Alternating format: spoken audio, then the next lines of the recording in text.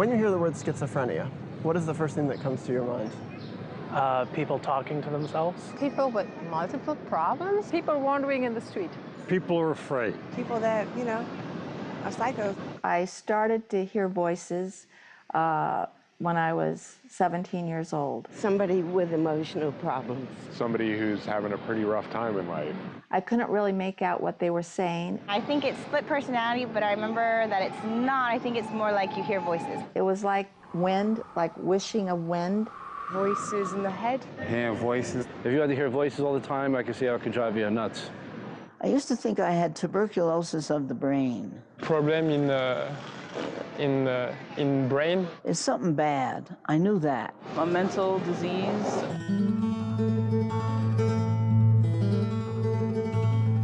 I couldn't even go to a phone book to find a phone number. Disorientation. Sort of out of touch with reality. I was sure that people knew what I was thinking. Paranoia. Knew what I was hearing. Having irregular thought patterns. I was hearing full-fledged voices. Flipping out. Kill yourself, kill your mother, kill your sister. Imagine if you heard a counterfactual voice in your head telling you horrible things about yourself. I totally believed that Kill your mother, kill your sister. the devil had taken me over. Psychopath. I don't know much about schizophrenia, and neither do I. Could you give me some examples of hallucinations you had? Faucets running blood. To be honest, the word crazy would come to mind. My gut reaction is crazy. The whole thing smells like feces anyway. One second it'll be someone, next second it'll be crazy. Crazy. Crazy. Crazy. People used to run maggots. They would have maggots all over them. People that are crazy? Probably crazy. It's kind of crazy. Crazy. There's no other way to describe it but terror. Crazy people locked up in small rooms. You find yourself sitting crowded up against a wall. Crazy people? Crazy people. In this purely defensive posture. Absolutely insane. I've never said any of this before. It's very, very difficult. Crazy. I would spend most of my classes in the women's bathroom. Madness. I was building a fort. Straitjackets and asylums and all my worst fears realized. I was going to drive off of Irvine Park. There was a cliff there. Unstable. One flew over the cuckoo's nest. I was admitted to the neuropsychiatric unit. Psychiatry, medication. I was started on Thorazine, Pills. Stelazine, Drugs. and Cogentin. Scary. It made me so extremely sedated. A life of confusion. I could barely walk. Makes it hard to have a life. Dystonic reactions. Uncontrolled behavior. Something wrong with the person. I had no hope. Sadness. They told my mother Mental illness. she needed to realize Mental illness. I had an illness. Mental illness. That nobody gets well from. Mental illness. Nobody recovers from. Mental illness. And she needed to take care of her other children. Severe mental illness. My diagnosis was schizophrenia.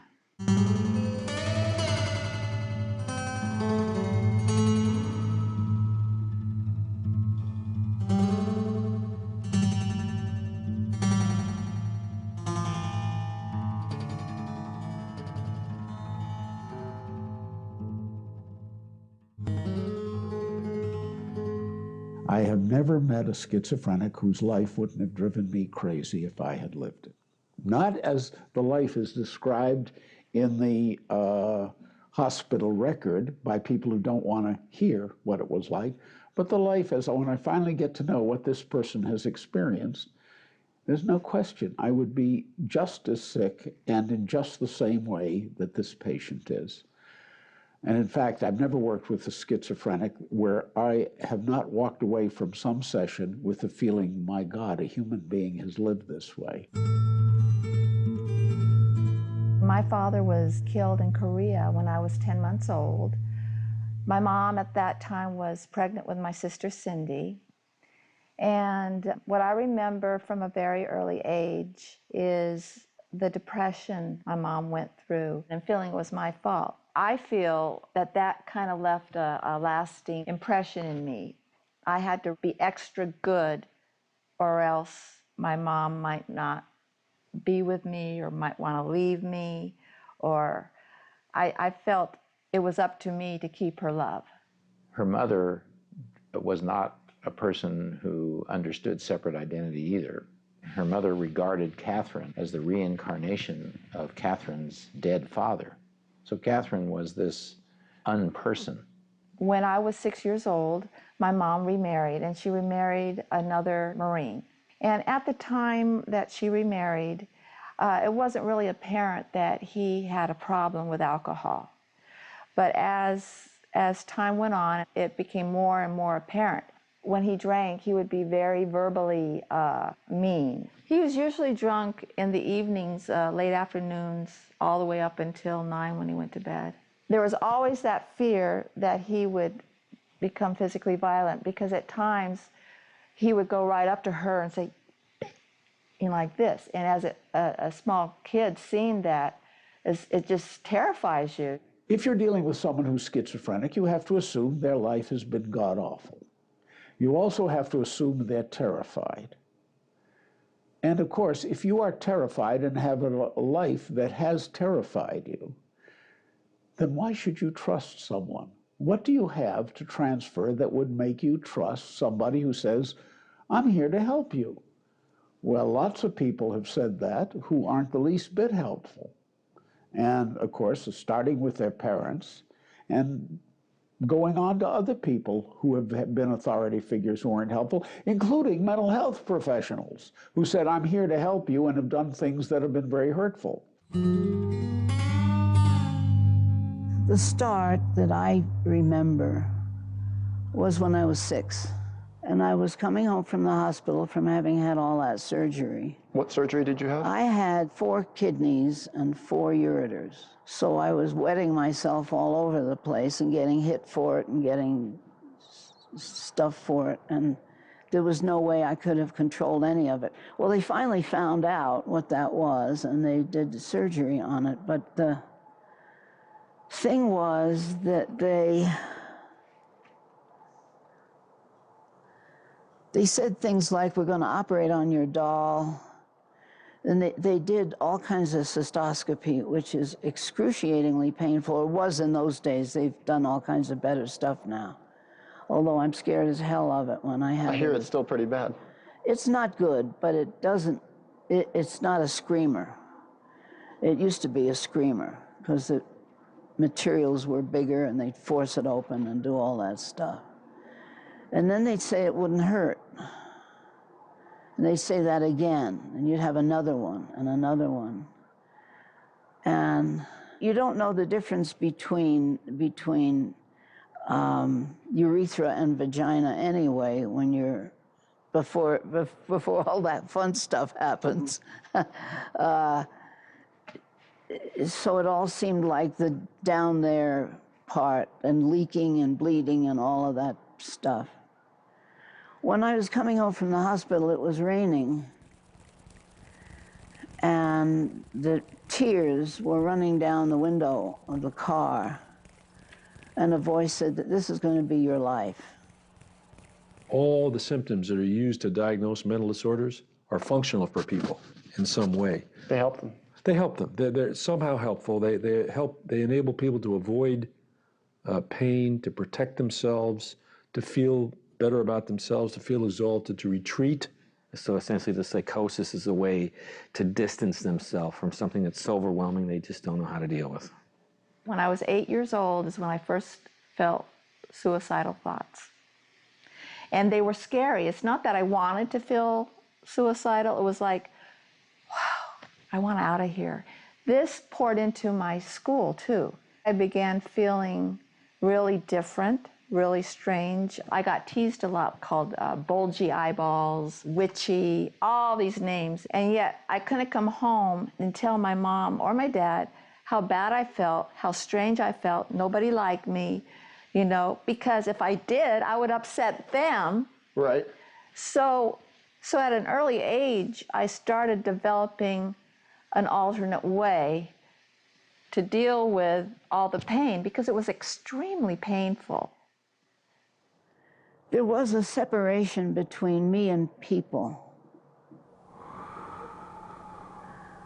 until they all got to be generic.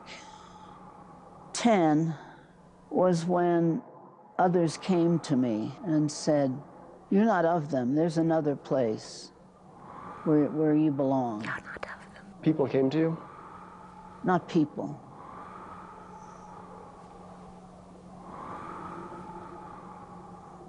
Some things.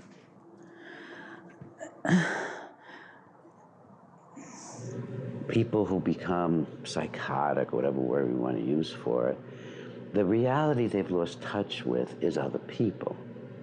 They no longer feel a sufficient connection to other human beings to feel like a human being. I don't know what it was that I was projecting that made people hate me or dislike me or become angry. I know it must have been something because it was almost universal. When my father was drinking, he would call me Fatty Kathy. Did you take an ugly pill today? And he would always say, why are you making your mother unhappy? When he was actually causing it. Later on, when I was a teenager, why are you wearing your dress so short? You want to be a whore, a bitch? He was a misogynist. He would practice that, as it were, when he was drunk. But he would go after the girls in the family, makeup, and why are you wearing that makeup? And that dress is so short you can see your, and he would say it. So she had no ally. One of the things that schizophrenia does is it saves you from real world traumas. I witnessed a murder. How old were you? 12. I think that would have been traumatic in somebody's life, but it wasn't really in mine. By that time, I was so far gone, it didn't matter to me. I was in the 6th grade, and the 7th was a girl named Kathy. And she came with 2 teenage boys, and they attacked a kid who was carrying some laundry home in a bag, and they knifed him. I mean, they were playing around with him first. They would have hit him, they would have, I don't know, cut open his laundry or something. But she said, are you men or what? So they knifed him. And he was lying there, bleeding, and there was blood pouring out. There was a lot of it. Did you talk about it with your parents back then? Never. With anybody? No. So you witnessed a murder and you just sat with it all alone? Yeah. What would have happened had you told your parents? I don't know. I was in an anti-Semitic camp for 3 years and I didn't tell them. I really started becoming very religious. I would say my rosary on stone. On stone, what does that mean? Well, you know, there's stones in gardens. There's these stones. Oh, so you like sit on a stone? I wouldn't, no, I'd kneel. Oh, that must have hurt. It did. I had, my knees were pretty scraped because I had read stories of the saints where they would make themselves pleasing to God by inflicting self-harm, because that way God would know that they really loved him and wanted to live for him and all this stuff. So I felt if no one else wanted me, God would want me. You try desperately. You try so hard. And you look at other people, you try to act like them. It doesn't work, so you try something else, and that doesn't work. Nothing helps. Human beings get to feel helpless. And that's the fundamental problem that human beings have. You know, we are born very helpless. And when life gets overwhelming, we fall back into the helplessness. Parents try to dress it up. People try to dress it up. Well, she's creative, she's sensitive, she's this and that. If only you would do something with your hair, dress a little better. Get out a little more. Out is not where I want to be. And dressing is putting a dress on a warthog. What do you think causes schizophrenia? Chemical imbalances. Some sort of neurological process that went haywire. Something is wrong in the brain. In my abnormal psychology textbook, there was something about it's like nature and nurture. Like there are certain things like having abusive parents or being sexually abused as a child like increases the chances that you'll be schizophrenic, but it's also a chemical imbalance in the brain. All right, let's go to the broken brain theory, okay? Because this is important, because this is sort of the crux of the fraud that has been told to people. Maybe a chemical imbalance, I think it could be. Something depleted in your brain, like some chemical, it's that there's too much of it or not enough of it. You go to Washington Square Park and ask people, what is schizophrenia? A chemical imbalance, I guess. I'm pretty sure it's a neurological disorder. Overload of brain activity. They have broken brains, the drugs help fix it. People with schizophrenia symptoms are often helped by medications that act on the brain, so that makes me think that it's a brain disorder. When I was a newspaper reporter, I used to write that stuff. Alterations in the chemicals of the brain. Biological factor, chemical imbalance.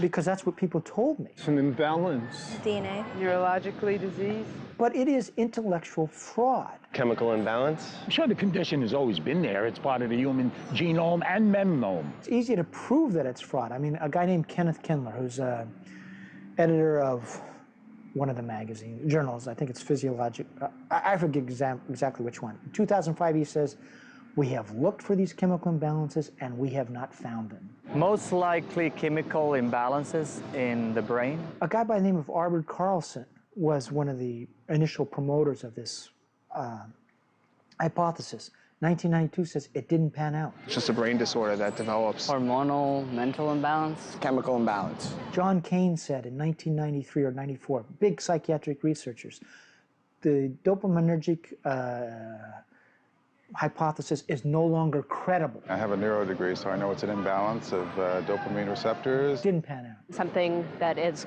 just not firing right in your brain. Didn't happen. Could be an organic thing in the brain. Oh, in fact, if you want, I'll get you a book by Steve Hyman, okay, who was a former director of NIMH, and he said there's no evidence, this is in 2002, of a lesion in the dopaminergic system in schizophrenia. Some sort of chemical imbalance. So why does the public believe something differently? I would assume a chemical imbalance. Because they lie to us. Chemical imbalance in the brain? It's sort of a combination of drug companies, Chemical imbalances. groups that they fund, they provide money to, Some sort of chemical imbalance. like the National Alliance for Mentally Ill. Chemical imbalance in the brain. The psychiatric researchers, when they're talking to reporters, they'll say, I remember when I was first reporting on this, they would say, these drugs are like insulin for diabetes. Maybe it needs to be drugs in the same way that a diabetic.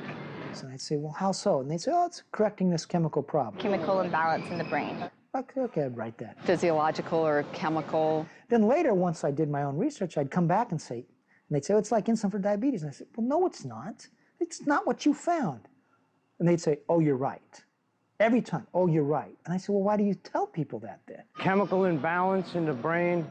And they'd say, oh, because it gets people to take their drugs. I don't know too much about it, but I know that you need medication. It's a convenient slogan. Chemical imbalance. Chemical imbalance? Chemical imbalance. I said, but you're lying. They'd say, oh, but we know the drugs are good for them, blah, blah, blah. You have to take your pills? Well, why don't you just tell them that we think your drugs are good for you, but we don't know what's wrong with your brain? Probably a chemical imbalance. Isn't it wrong to tell somebody that they have something wrong with their brain when you don't know that? Could you tell me what a mental health professional might best say to not help someone with schizophrenia recover? Well, the usual thing. You have this genetic physiological disorder, which is incurable, but with the best of modern treatment, by which I mean medication, you can be marginally acceptable to most people most of the time. What do you think is the best treatment for schizophrenia? Medicine. Medication. Medication. Medication. Well, if I was a doctor, I would probably say drugs. What's happened now in the psychiatric residencies is they've been trained to treat psychotic individuals, that the word treat has come to mean medicate. They've been told talking with these people can be very dangerous to them, so don't try doing uncovering work with them. They, by and large, aren't trained that well to do psychotherapy with anybody. I once asked a therapist, if there were any brain disorders that were beyond, traditional treatment, and he said the only one that's not really treatable is schizophrenia. But I know that there are medications that help. Virtually all postgraduate education in psychiatry nowadays is paid for by drug companies. Psychopharmaceuticals. Some type of pharmaceutical. I think the drugs. I think there are more and more new drugs. Probably medication. Medicine. Mental hospital, I don't know. You have to see a psychiatrist, you know, get some drugs.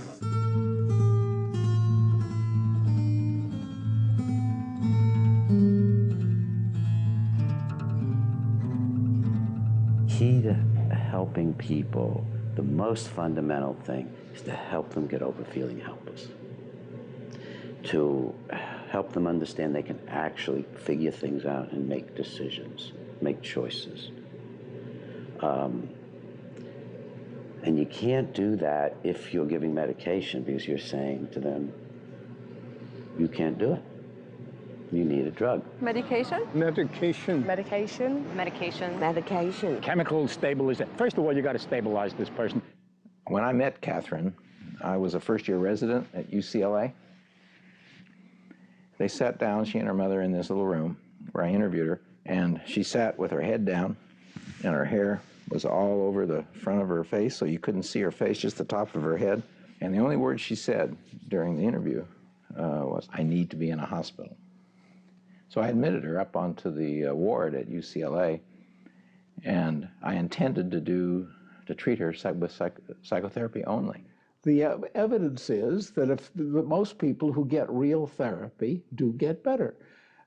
It may take a lot of work, or it may take a little work, but it usually takes a lot of work if they're schizophrenic, because people who are schizophrenic have very serious problems. The research that says it's not effective is oftentimes done with therapists that don't know how to do the therapy, maybe don't even want to do this kind of treatment. It's hard work.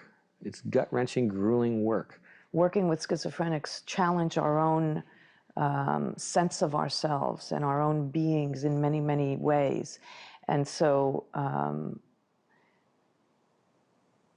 sometimes that can be exciting, and sometimes it can be pretty threatening.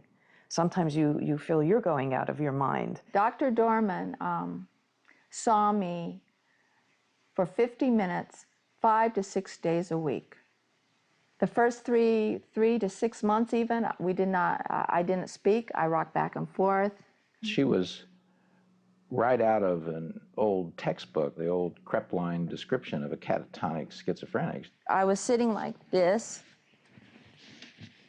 in a fetal position on the chair, and I didn't look up, and he would sit there, and he would sit there the entire 50 minutes with me not saying a word, rocking back and forth.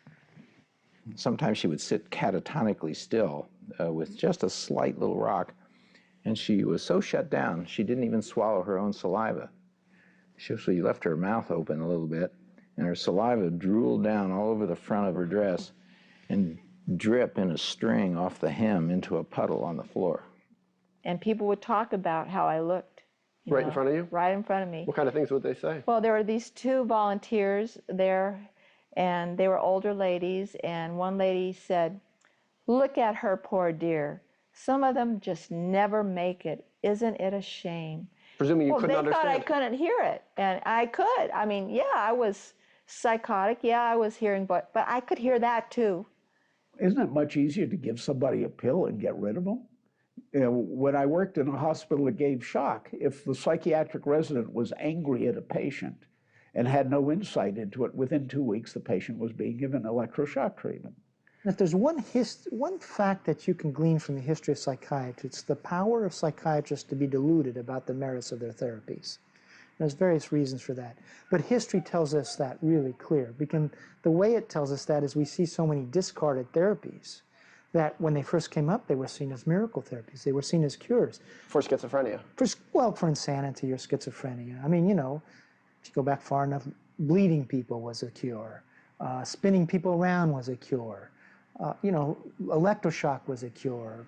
Metrazole convulsive therapy was a cure. You know, scrambling the frontal lobes was a cure. Through lobotomy? Yeah, yeah. I mean, so lobotomy, the frontal lobes are the frontal part of our brain, right? When that was introduced in the 40s, really, it was seen as a miracle therapy. And when psychiatrists initially did research and evaluated the patients who'd had their frontal lobes scrambled or cut off, They basically concluded it couldn't make people with schizophrenia worse, it could only help them.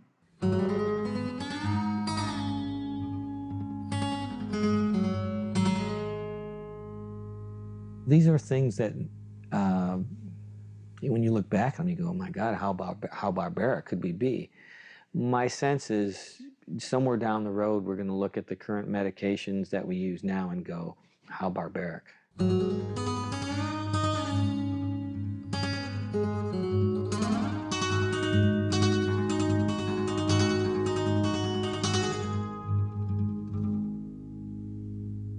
She would sit and rock and knead her fingers in this kind of agonized, it was a declaration of agony, and rock. Grit her teeth like this.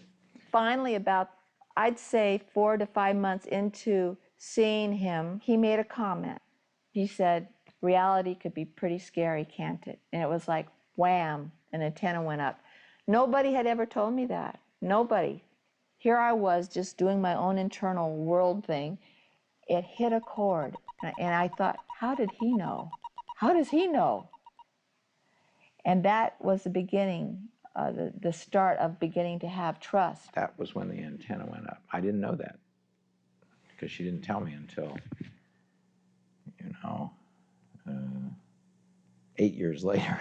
In time, during our sessions, little by little, I started to open up.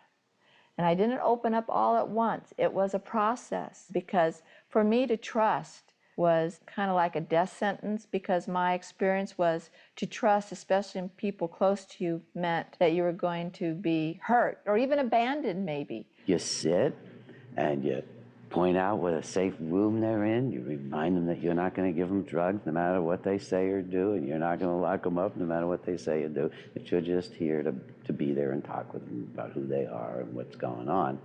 And you just see people begin to regain their trust in another human being.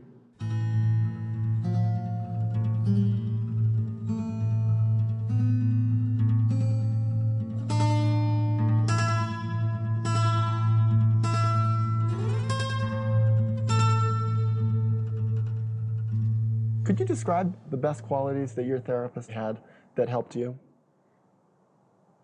Courage, humor, the whole thing that set up the rest of my life. We were minors. I had the map, she had the light. Many times we as therapists have to carry that hope for our patients because they don't have it. And so we have to carry that light. And eventually they can take it. So we were minors together. She kept saying, take me along, take me along. She had a really strong teamwork with her doctor, with Frieda from Reichman. They both liked each other very much. They both had a family feeling towards each other. There was a kind of psychological adoption that happened. And she said more than once, I'm not mentally ill, I never have been. I don't know what it's like. That's your job to tell me that. The therapist can act as a reliable guide, a guide into the mind, into the horrors, and a guide with regard to the realities of the world. I see everybody as like a new world, a new culture, really. And each one has their language, and each one has their experience. And to me, it's very exciting to enter this new world and learn a new language with this person, rather than make them learn my language. You know, you go to most hospitals, and in the emergency room, they'll say, well, he's talking gibberish, and he doesn't make sense. And you created an alternate language? Oh, yeah. What did you call it? Irian. Irian. Mm-hmm. Could you still speak that? I know words of it. Did anyone there believe in you, any of your coworkers? Or they all think you were crazy? Mostly thought I was crazy. No one believed in it. They thought it was just Dr. Dorman's experiment. Most mental health professionals have never seen a seriously disturbed person get better.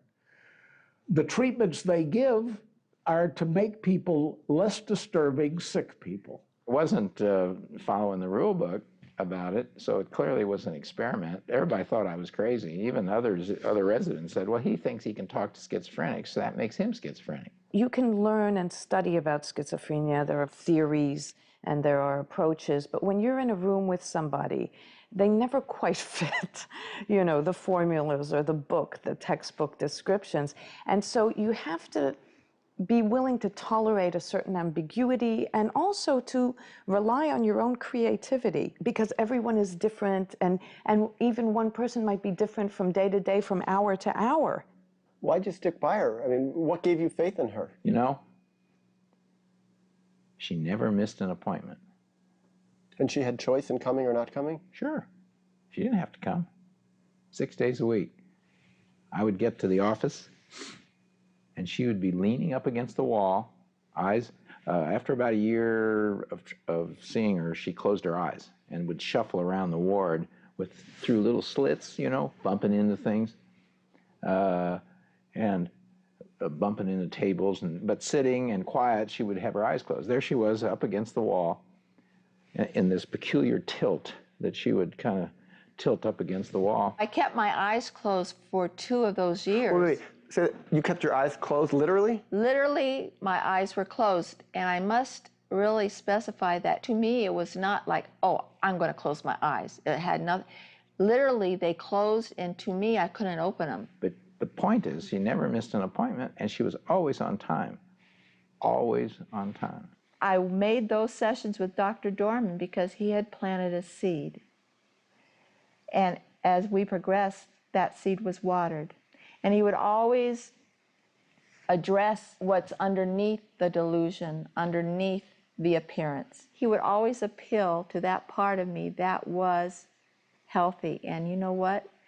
There is always within a person a healthy part, no matter how small.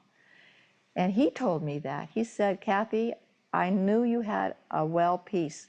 Might not have been that big, but it was there. Do you feel your therapist loved you? She loved.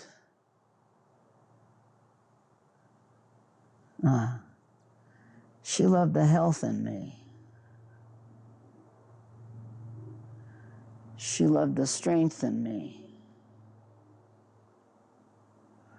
Those are the weapons. Those are the weapons. The beginning, I kind of saw him as Jesus, you know, because he was there and he was kind and he listened. But the more I talked and developed a connection with Dr. Dorman, the psychotic process got worse. I started hearing voices to kill Dr. Dorman. Schizophrenics take life to the edge in some way. They live on the edge in many ways. And many of us are frightened of that, but others of us get excited by that edge and being right there, and how can we, you know. And so there's something about that I think attracts a certain type of therapist to work with schizophrenics. How was it for you when she wanted to kill you? I remember when we first talked about it.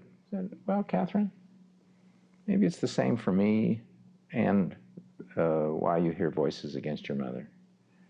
For you, closeness and tenderness can be a horror because it puts you in a terrible position of smallness and dependency. Maybe that's why you're hearing voices against me, is really the development of something tender. You know what happened? She never said a word, but afterwards the nurses heard her just crying deeply in her room after I said that. And I didn't say any more than that.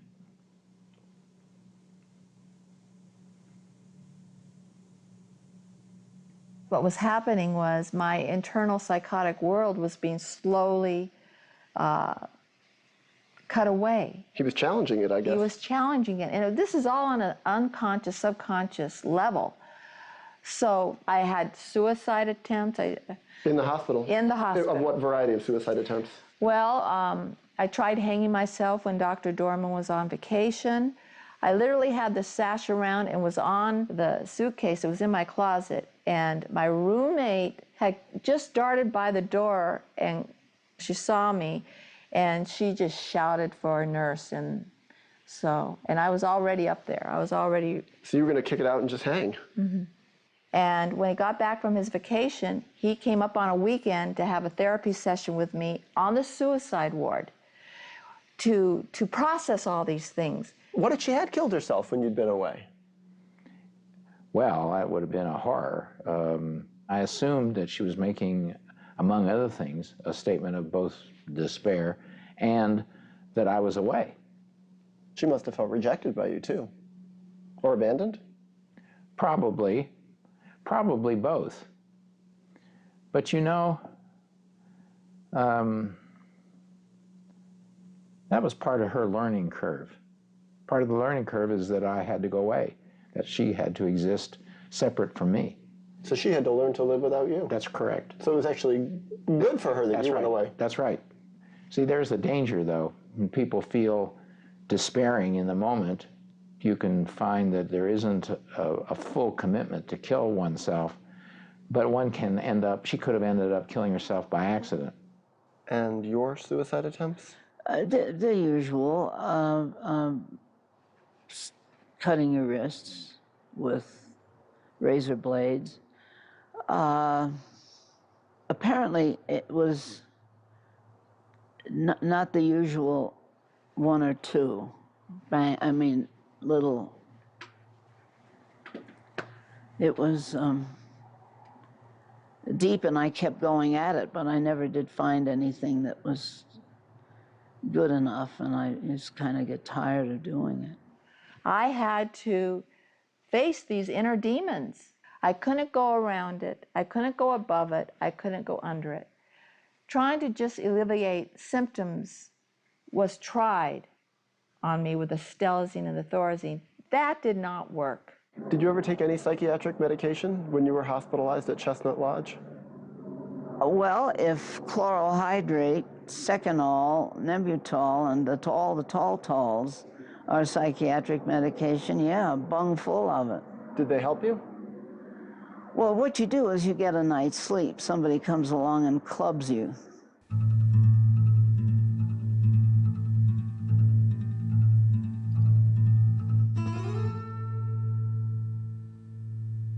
Were you on medication the whole time you were hospitalized? No. Dr. Dorman told my parents when he had a consultation with them that he did not want Kathy to have another crutch. He wanted her to know that when she gets well, she did it herself. The difference between the pre-medication and the medication era was that when a patient was able to think clearly, to be stronger, to be trustful in the pre-medication era, they could know that they were doing it, not that a drug was doing it to them. I prefer to work with them without the medication because at least I know also what I'm dealing with. Because the medication also blurs and covers up certain things. And then I don't know exactly what I'm dealing with, neither do they. He thought that I really hated my mother. And I told him, "You're wrong. I love my mother. Probably I loved my mom too much. I always felt overprotective." You don't have to be right all the time. That's one of the most crippling ideas a therapist could possibly have. Therapists working with people with schizophrenia. A therapist of any kind, actually. People don't need perfect therapists. If we have to be correct all the time, nobody could do therapy. But if we have to do our damnedest to try to understand, that we can do. And that's all it takes. And that's a great deal. When in life do you have a bright, kind person doing their damnedest to try to understand you? And how did he take it when you disagreed? He listened. He said, "Okay, I want to hear about it. Let's talk about it." And so he was very respectful. Yeah. And you know, just the very act that he did that, it started to make me feel like I was somebody. She never stripped me without my consent. So she was very respectful. Yes. She knew the difference between problems and symptoms. She knew the difference between being creative and being crazy and being religious and being crazy. And that was delicate stuff for me. We had an I-thou relationship. With the previous... Can you explain that to the... It was an I-thou. I was a human being. Versus? Versus an I-it.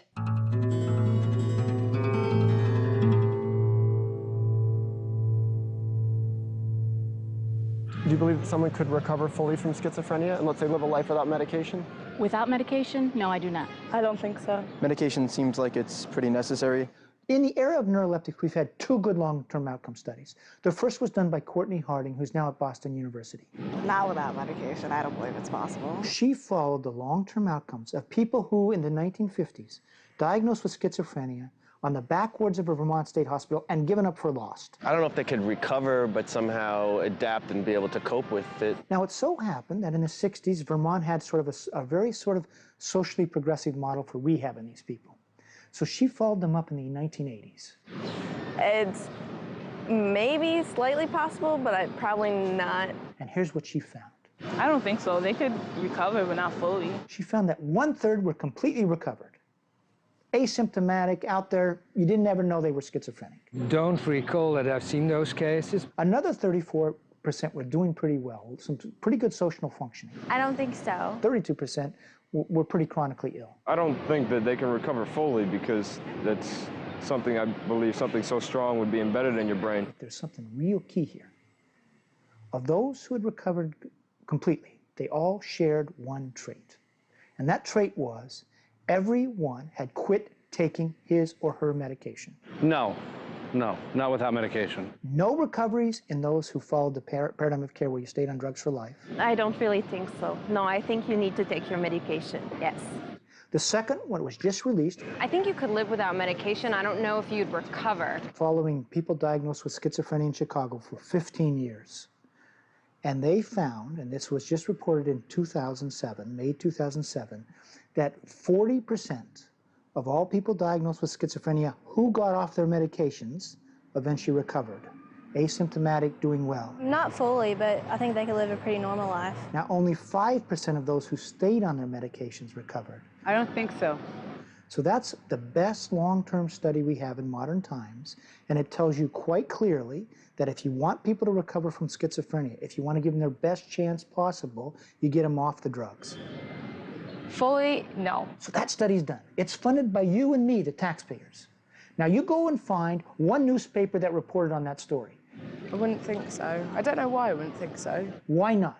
Because the NIMH didn't promote it, psychiatry didn't promote it, and they didn't promote it because it didn't tell the story they wanted to. From what I've heard, no. If the reverse were true, 40% of those on drugs recovered versus 5% of those off drugs, that story would have been plastered all over the news. From what I have heard, I think it's fairly permanent unless there's medication involved. That's dishonest science. That's of a discipline that's dishonest because when they get results they don't want, they don't broadcast them to the public. I don't know. Doctors don't know. I don't know either.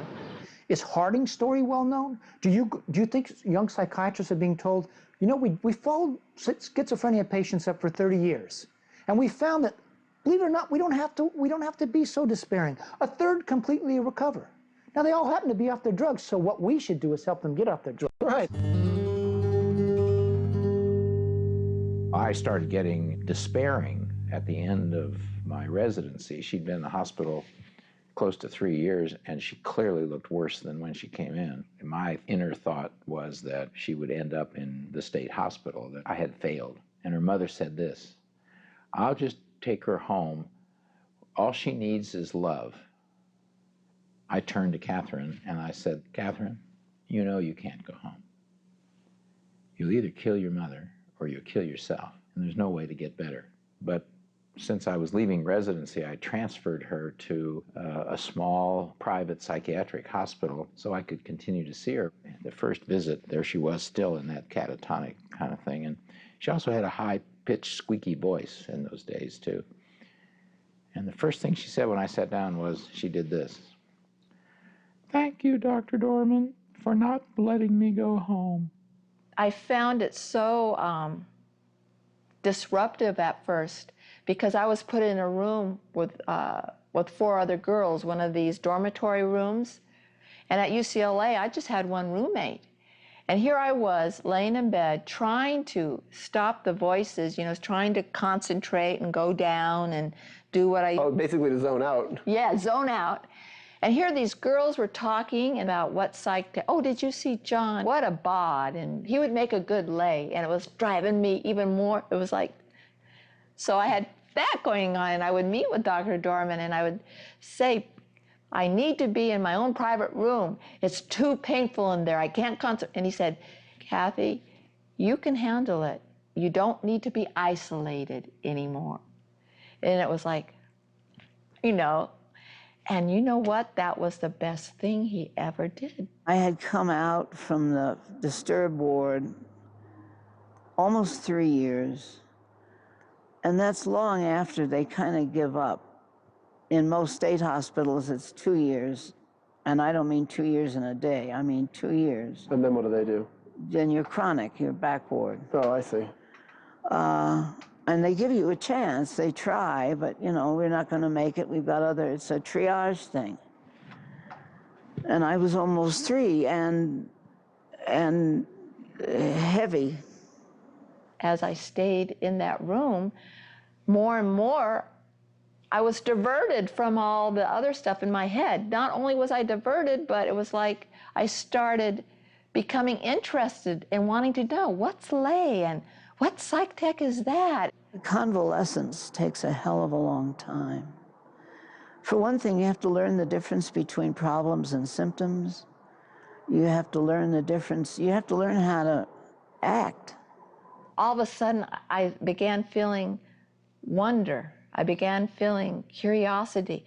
And we talked about it. And our sessions became more where I really did all the talking in the sessions. I would talk about wanting one day to really have a boyfriend and things like that, things I would never have spoken of before. And I had to really process the new feelings. I was developing feelings again. I had split off my feelings a long time ago. One day in OT, occupational therapy, I was able to open my eyes all the way, and everybody in OT, occupational therapy, came over and hugged me. I started drawing. I drew pictures of a mermaid, of a beautiful mermaid. I used colors. The day after that happened, I went for my session. She said, my eyes are fluttering. I can't stop them. I said, oh, yes. She said, and she did this. First time in 2 years. Big wide eyes, like this. She looks around. I was stunned. I didn't know what to say. But I saw everything upside down, like even the day before, like you would be upside down and you would be like in slow motion and I would see you through my mouth. In other words, my eyes would be where my mouth is, so I would be looking. And I remember telling Dr. Dorman this, and he said, Kathy, you've had sensory deprivation for quite a few years. This is normal. It will start coming back. Now, I asked her, like, later, well, what was the event that triggered that? She said, there was no event. It was an accumulation of personal experience, the personal experience of the horror of her madness, the personal experience of who she had become as a person, and most importantly, that experience, she said, quote, became boring. And then came the real work. I found myself spontaneously crying when I would go on outings with other clients to the movie theater. And there would be nothing sad on the movie, but all of a sudden something would trigger and I would cry. All these feelings that I held in and I repressed were coming out, just like a dam had been punctured. They were coming out in all kinds of places. The schizophrenia had been a part of my identity. And it was like I had to, in a way, grieve for that. Catherine would sit out in the little patio and just stare at a green tree, and she would say, it's just so beautiful, that tree, to see again. And so I knew that she was re-entering the world. Everything looked new to me. The flowers looked new. It was like the sun had a new meaning to me. The moon had a new, everything was like something out of a fairy tale in a way, but yet I knew it wasn't a fairy tale. She says, I'm ready to see the world, and she grinned because of the double entendre. And she always had that little sense of humor from that point on. Even before, there was sometimes a little irony in what she would say. See, under all that schizophrenia, she was there. All schizophrenics are. All humans are. When I was discharged, January 1973, I ended up going there for day treatment for another 4 months. But I saw Dr. Dorman every day, Monday through Friday. I took the bus to his office, and I saw him for 55 minutes. When I got out of the hospital, I was living outside, still an outpatient. And I was singing in the church choir. I went back to school. I took summer courses. And I got my GED, and I was going to classes. I took psychology, philosophy, and I think sociology. And I tried with everything I had. I gave it everything I had to be present there, to be there. And I got straight Fs. And somebody said to me, you're a very odd person. You're a strange person. You seem to be not here. I remember going to him, telling him, you know, what's the purpose of me getting better like this when my brain's damaged? I thought, the world is full of titans. These people are titanic. I can't study. I can never do what they do. What good is it if I can't go to school? How am I ever going to do that? He told me, he said, Kathy, every faculty you had before you got ill will come back. Give yourself time.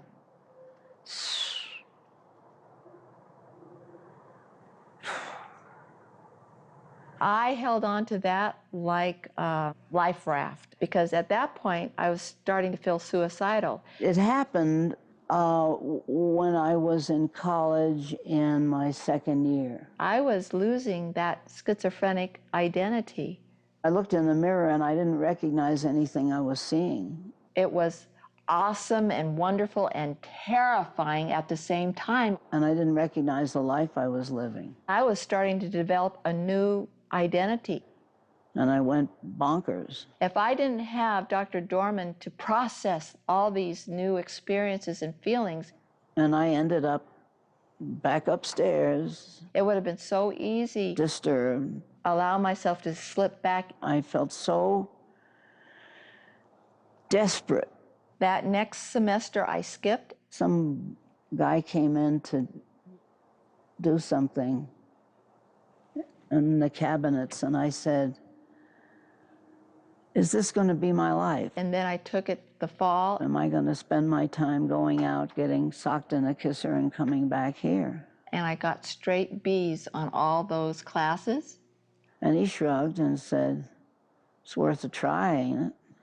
And from then on, I was doing well with the school and the studying. Pick yourself up off the floor, spit out the carpet, and get on with it again.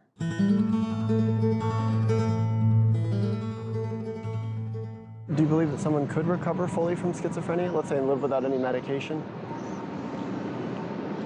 Probably not. You know the data from cross-cultural studies that in countries where they can't afford to medicate, the long-term recovery rate is twice as good as it is in countries where nearly everybody's medicated.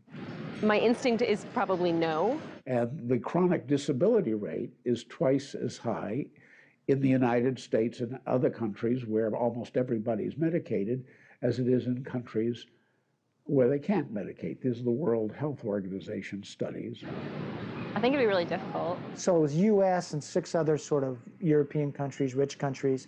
And then the poor countries were initially India, Colombia, and Nigeria. I don't know. I don't know. I really... You know where the best outcomes were?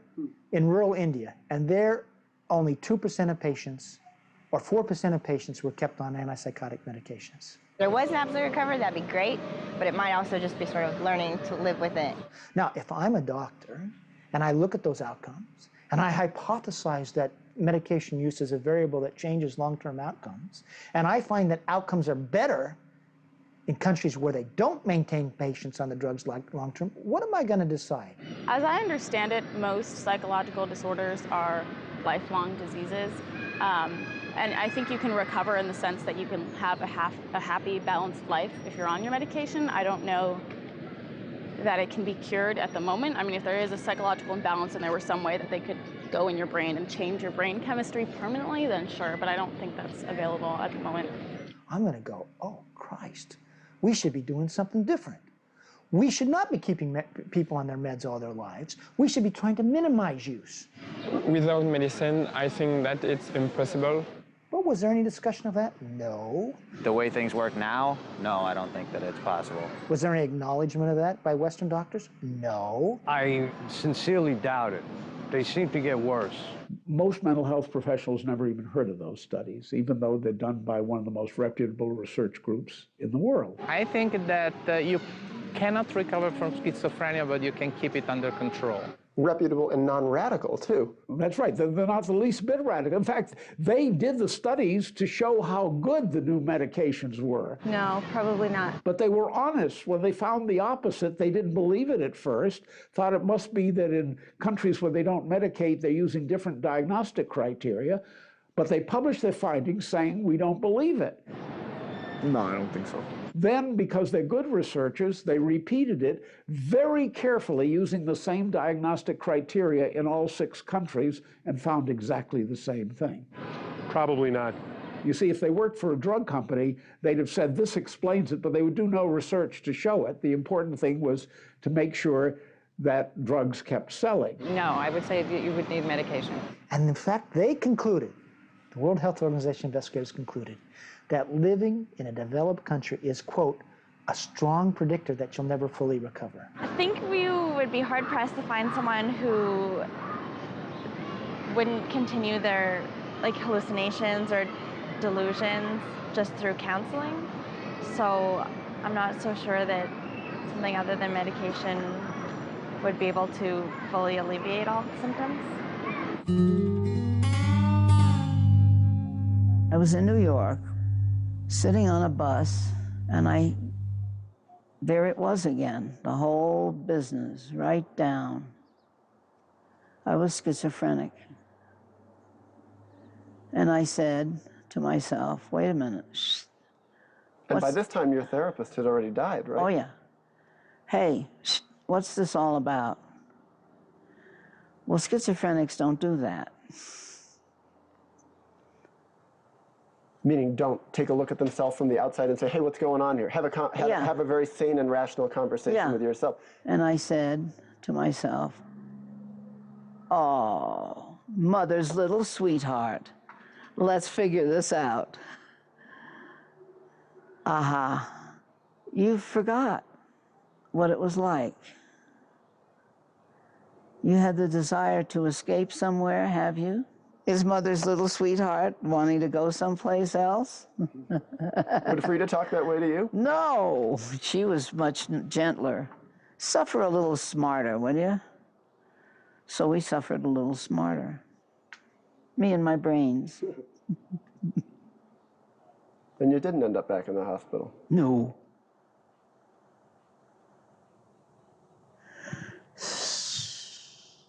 How long have you been married to Joanne? 51 years. 51 years? Yeah. In the whole time you've been married to her, have you seen any symptoms of schizophrenia? No. Not in her. Were you ever worried that you might see it? No, frankly, no. No, I never really did. What led you to have such confidence in her? We were together for a while before we were married. I just felt that she was free of all symptoms. Do you feel that you are at any risk of becoming schizophrenic again? Never. I have no fear of that whatsoever.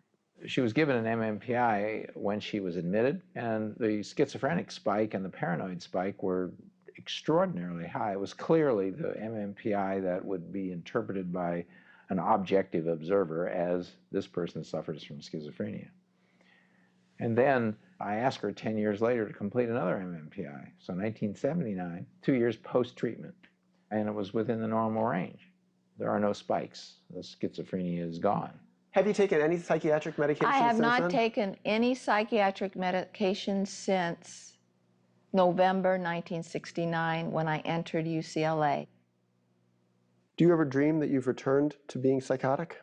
I used to the first 4 or 5 years. First 4 or 5 years when? Of recovery. This was from 1973 to about 1977 or 8. Periodically, I would have dreams where in the dream, I would be back where I was hearing voices. And Kill yourself, kill your mother. With the disorganized thoughts and everything. But I was still seeing Dr. Dorman, and so we discussed that in the sessions, and he said, see how healthy you're getting? It's coming out in your dreams now. It's no longer a part of your conscious reality. And he said again, he said, and in time, you won't even have it in your dreams. And he was right on. Do you ever dream that you've returned to All the time.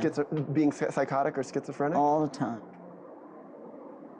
I mean, not every night, no, but every so often. Is it a fair question to ask for a type of, like a specific, like a dream that might encapsulate that? Well, I'm in a hospital somewhere in restraints or something, and I'm back again, only I'm older and I don't have the necessary vim and vigor to do much about it.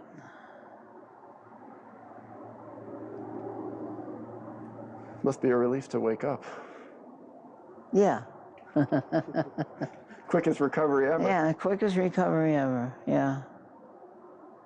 Do you feel you're all well? I feel I'm a very well-balanced person. Do I at times get anxiety and get stressed out? Yes. Do I at times get depressed sometimes? Yes. But the difference is I know I have within me the tools and ability to not let that overcome me and become my life. What are the tools you use now? If you feel bad, get one of the tapes of stuff I've sung and bay and howl against the music. I journal. Sing alto parts. I will play music. I've sung a whole lot of wonderful stuff. Go do it again. I will dance. Dance has always been a very cathartic experience, a very therapeutic experience in my life. Work. I do poetry, a lot of poetry. Sickle up a rocky acre. Meditation. Flick the sickle. Making sure I spend time in quiet time, staying in the present moment, appreciating the present moment. Call somebody up. It's such a gift because there was a part of my life, almost 7 years, where I had no quiet in my mind. Oh, all the noise. I had only chatter, chatter, chatter. Have a chat. The greatest gift is wanting to be with people. Go skiing with friends. Doing the opposite of isolating, but really loving the contact with people and seeing that humanness in people, the sacred in each one of us. Do you believe someone might be able to recover fully from schizophrenia and live a life without medication? I think anything's possible.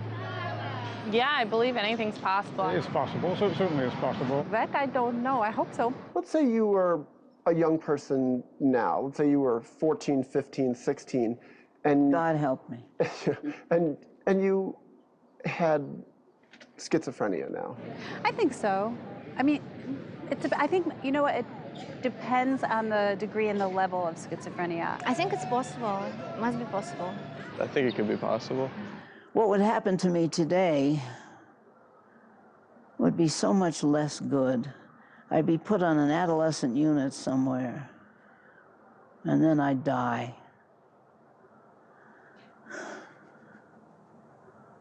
You never know, maybe. It might take years, it might take like a lot of time, but you never know. I think that if you had the right kind of doctors and the right kind of therapists involved, it's possible. It's true. Yes. I would like to think so. I think there's always hope, you know. I don't see why not. It's a psychological condition, and everybody's walking around crazy. Some people just can hide it better than others. Yeah, you wonder, just a slightly different, your parents had taken a left turn instead of a right turn, dropped you off at one place instead of another. Well, I would not be alive because for me, I had suicide was my ticket out. So you think you would have killed yourself? Most probably.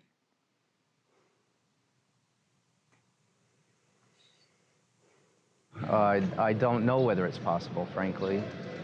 The schizophrenics I've known haven't done well. One jumped off a building. There are people who wake up from coma after being there for 18 years, so yeah, I do believe it. Before you met Kathy and heard her story, did you know that people could recover from schizophrenia and live lives without medication? No, I did not. I thought it was sort of like a one-way street. I think it can be possible.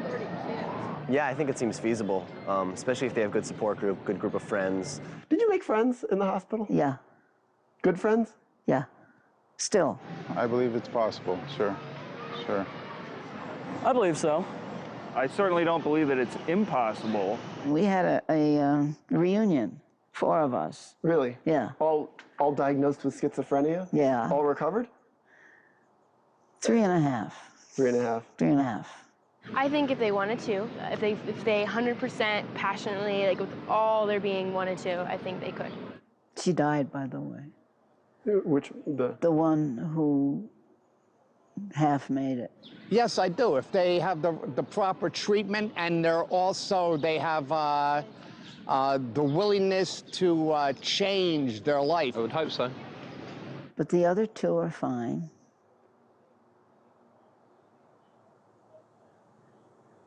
Hard lives, hard work. Taking psychiatric medications? Certainly not. Well, since I don't believe medication is necessarily necessary, sure.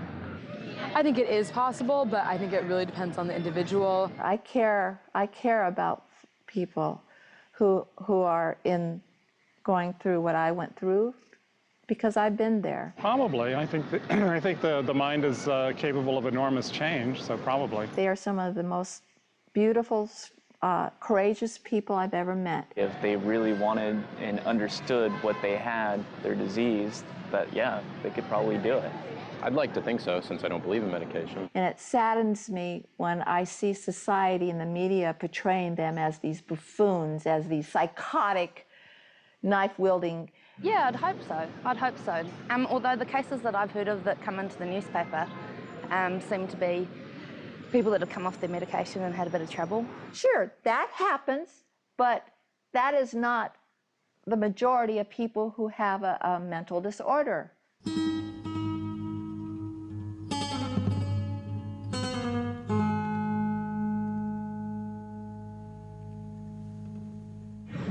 Yeah, and sometimes I think medication is, can be adverse. One of the things that I really hope for in this work that I do is that someday everybody that struggles with psychosis have the option of having meaningful therapy if they choose to. I'd like to think they could. I would hope that would be the goal. I hope so. I hope that somebody cares enough to try to help. To have somebody come to you and be more open with you than your best friend is ever going to be. And to talk to you about their lives and what they're going through and their hopes and desires and fears is such a privilege to be allowed to get to know people like that. I mean, there's no other way to do it. other than being a therapist. You keep learning how to do therapy as long as you're alive and doing therapy. That's what makes it absolutely fascinating to be a therapist. Possibly. Possibly. I would hope so. I would hope so. Definitely, definitely. Every day I wake up and I go to work and I don't know what that day is going to be like, and I love that. Some people would hate that because it would make them anxious. I love that. I love that I can't predict, that I'm going to be surprised, and I always retain, this sense of wonder and surprise at what a person will bring to me. I do believe there's a possibility for that. I think that could. Yeah, why not? I mean, anything's possible, right? Telling that story was the best thing I ever did, the most rewarding thing I ever did. And the reason it was the most rewarding thing was because I had so many patients, so many people who had been there, including many recovered patients who had experienced neuroleptics, found them horrible, who said, "Thank you for telling our story." I believe they could. Yes, I do. I think anything's possible. It comes back to what Harry Stack Sullivan said, and that was based on the teachings of his teachers, that we're all more simply human than otherwise. That every one of us has that potential for breakdown, and everyone that's had a breakdown has the potential for recovery. Yeah, I believe in everybody's possibility for change at any given moment. Absolutely. I think people can recover from anything. At the end of Catherine's treatment, she said that she thought it was time for her to leave because she needed to gain experience away from me.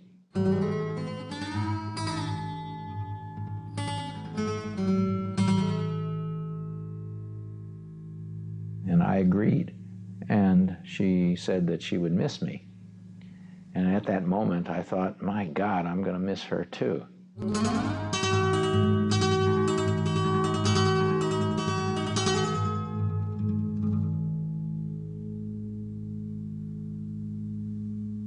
Looking back, the journey was one of the greatest journeys of my life. I would not change what I went through. I would not change it one bit.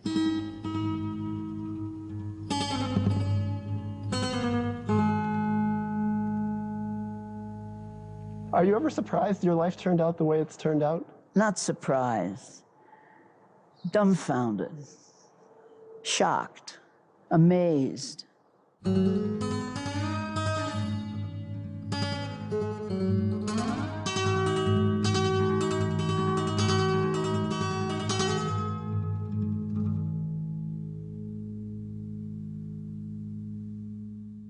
I got to use my having been sick in a lot of positive ways, and that's a great blessing.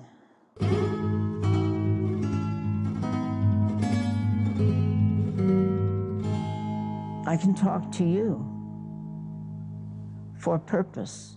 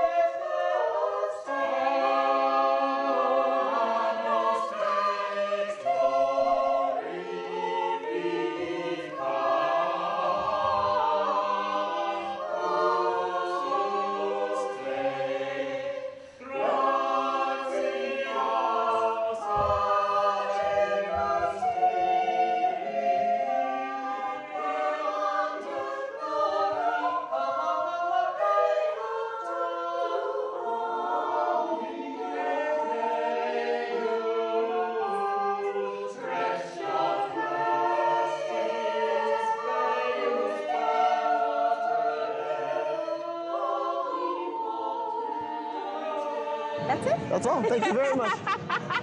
Anything else you want to add? Got another? No, that's about it. Thank you very much. Thank you, sir. That's all. Thank you very much. You're welcome. Thanks a lot. No worries, man. Thank you very much. Hope I helped you.